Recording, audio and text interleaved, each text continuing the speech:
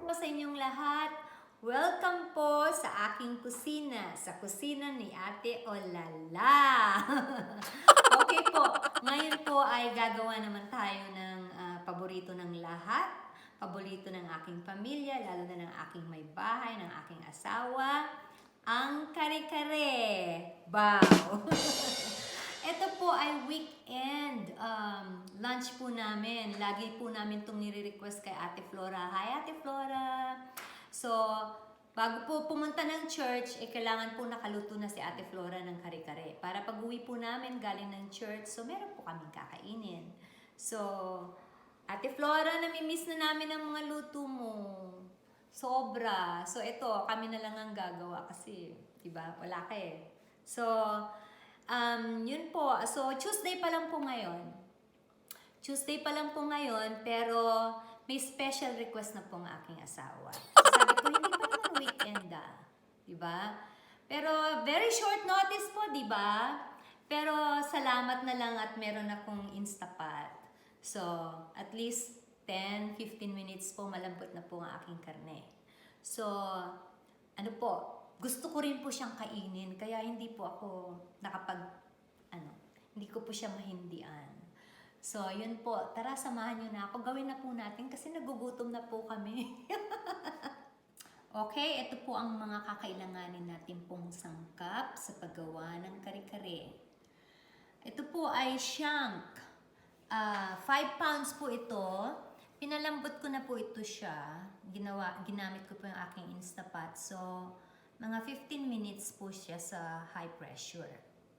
Tapos, yung sabaw niya, itinabi ko po. Okay?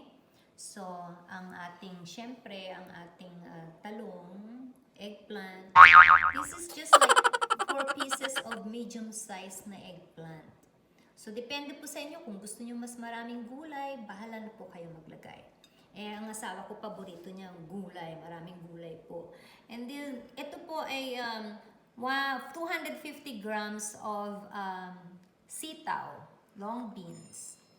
Tapos po itong ating bok choy, or pwede rin pong pechay ang gamitin nyo, pero kasi po dito, ang ginagamit ko po ay bok choy. So this is just like 2 pounds of bok choy. And then ito po ay yung puso ng saging. Wala po kaming fresh na puso ng saging na nakita sa tindahan. So ito po ay isang lata ng puso ng saging. So luto na po siya. Okay? Ito po ay yung bigas na gusto ko po kasi gumagamit ako ng bigas eh. So, ang bigas po ay yun po yung sinangag ko kanina.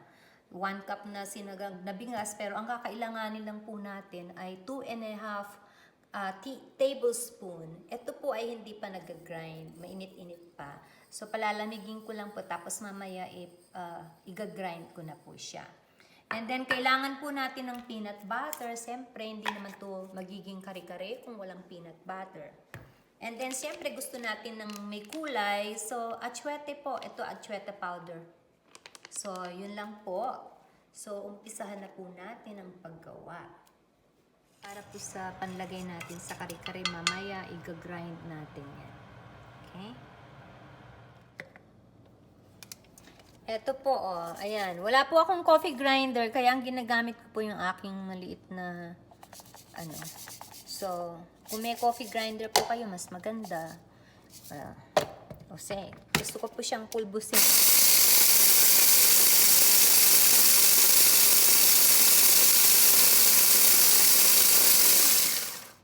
Okay. Siguro naman, pwede na to. Okay po, lagyan natin ako po kasi ginigisa ko ng konti, kasi yung aking atsuete para magkakulay po siya. So, lalagyan ko lang po siya ng konting oil. Siguro mga 2 tablespoon of cooking oil. Okay, tapos po, pag mainit na siya, kasi mainit na po yung aking lutuan, lalagyan ko po siya ng atsuete. Kasi po maganda ang kulay nitong kare-kare pagka pengi ako pagka may atsuete siya. Masarap kainin pag may kulay. So,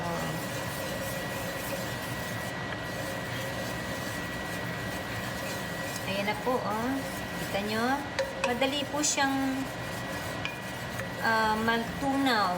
Kumpara sa pag nilagay mo sa tubig, at least ito, hindi siya buo-buo. So, ayan po. Ang ating atsuete. Dagdagan ko pa ng konti.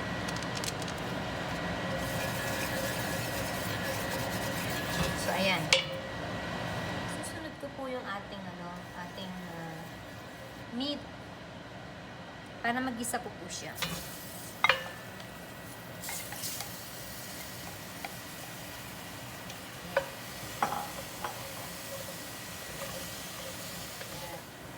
Kaya may konting asin po yung aking meat.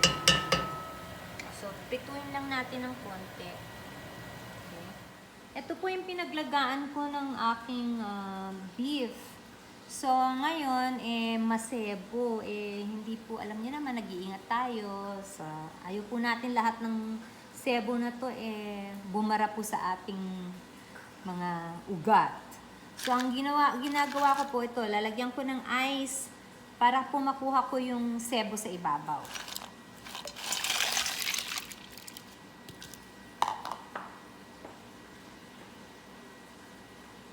So, halo-halo ko lang po siya. Nakita nyo po, oh, kumakapit yung mga sebo sa ice. So, ayan. Kita nyo? Sabi po ng anak ko, Mami, ano pa kayang lasa niyan pag wala na yung sebo niyan? Sabi ko, So, ayan. So, kita nyo? Kuha nyo na kaagad yung sebo. Usually po, hindi ko nga po yan, minsan pag nagpapakulo ako, nilalagay ko muna sa ref. So, the following day ko pa minsan niluluto. Since po special request. So, ayan. Oh. Ang laki po ng difference, diba? Wala na yung sebo. Konti na lang, oh. Pero, yan, tiurang ko na po yan para masarap-sarap ng konti. Ito na po yung ating beef broth. Ito yung 2 cups po ito. Ngayon, ilalagay ko na siya. So, 2 cups. So, maglagay pa tayo ulit. Another 2 cups. So, 4 cups po yan. Ilalagay ko na po lahat to para... So, gawin nyo na pong 5 cups. Meron pa po ako doon.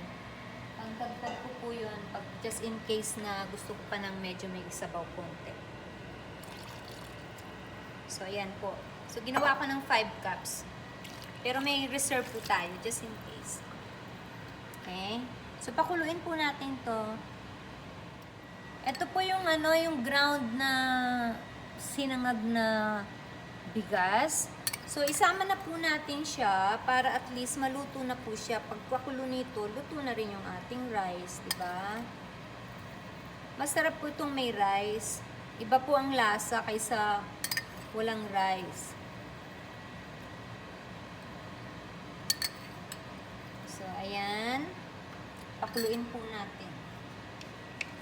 Ito para maluto na siya. Okay? Okay, tignan po natin kung ito kumukulo na po siya. Ayan. So, lagay na po natin ang ating sitaw.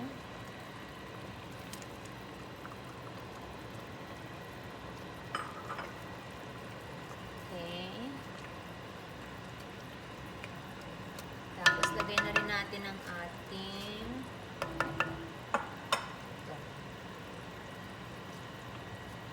ating pong talong. Sabay na silang maluto.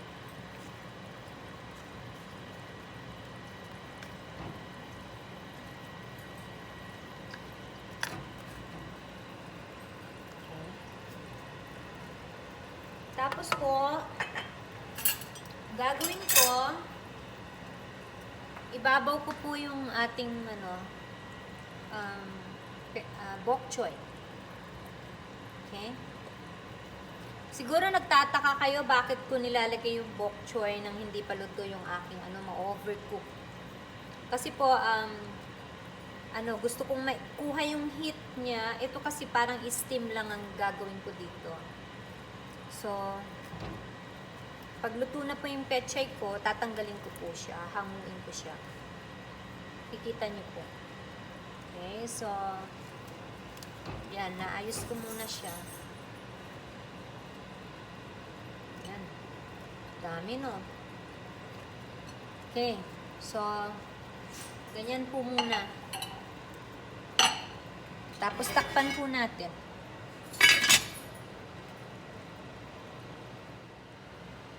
Ayan, tignan po natin ang ating gulay. So,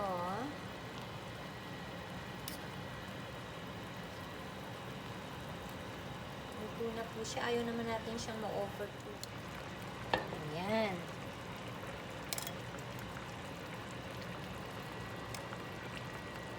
See, nakatipid tayo ng oras. At saka yung ating gulay, luto na rin. Ayan po, kumukulo na siya. So, luto na rin po itong natin, puso ng saging. Halika na po, turn off the fire. Tapos, kuha na po tayo. Ay.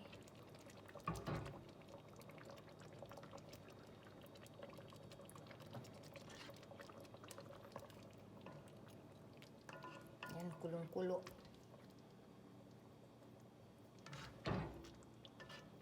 Wow, sarap. Puso ng saging. Masarap po yung puso ng saging.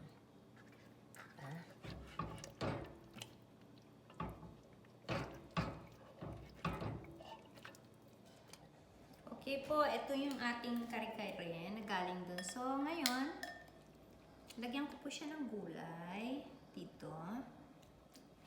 Siyempre, ating talong, sitaw, para lumubog siya sa sauce. So, ayan po.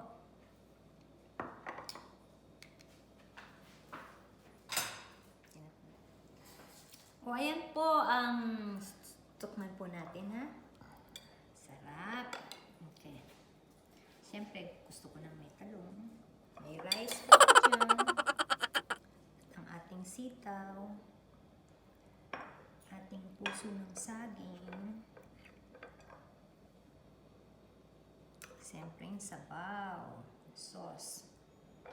Ang ating meat. Ayan. Okay. Sige na. Kunin ko na lahat. Okay.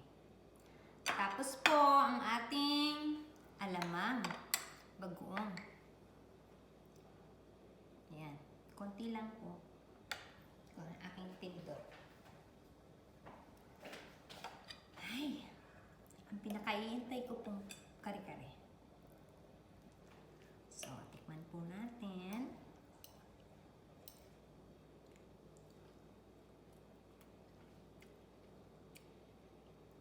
Naku, ang sarap po. Sarap! Nakakagutom talaga. Tapos ito po yung puso.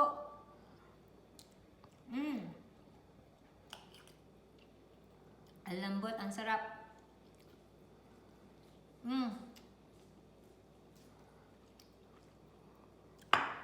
Tikman po natin. Olalah. Okay po. Marami pong salamat muli sa inyong panahon at panunood po ng aking kusina ni Olalah. So, like and subscribe po ha kung nagustuhan nyo. At saka, pwede po bang kung meron po kayong suggestion para mapasarap pa po ang luto natin, mag-comment lang po kayo. Okay po? Maraming salamat. Bye-bye. God bless.